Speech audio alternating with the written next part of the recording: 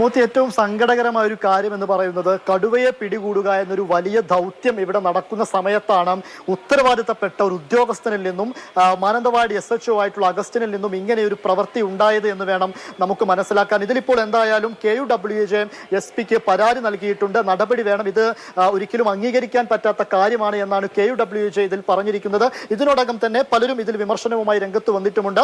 വനം മന്ത്രി AK ശശീന്ദ്രൻ ഈ വിഷയത്തിൽ ഇടപെടാം, SP-യോട് റിപ്പോർട്ടും തേടിയിട്ടുണ്ട് എന്നാണ് ഈ നിമിഷം നമുക്ക് നൽകാൻ കഴിയുന്ന ഒരു വിവരം എന്ന് പറയുന്നത്. ഇന്ന് യഥാർത്ഥത്തിൽ നടന്നത്, നമ്മൾ ഇന്ന് രാവിലെ ഇവിടെ മാധ്യമപ്രവർത്തകരെല്ലാം വന്ന സമയത്ത് ഈ DFOയോട് ഇന്ന് എങ്ങനെയാണ് ദൗത്യം, നമുക്ക് എന്തെല്ലാം പുതിയ വിവരങ്ങളാണ് നൽകാൻ സാധിക്കുക എന്ന് DFOയോട് ചോദിക്കുകയായിരുന്നു.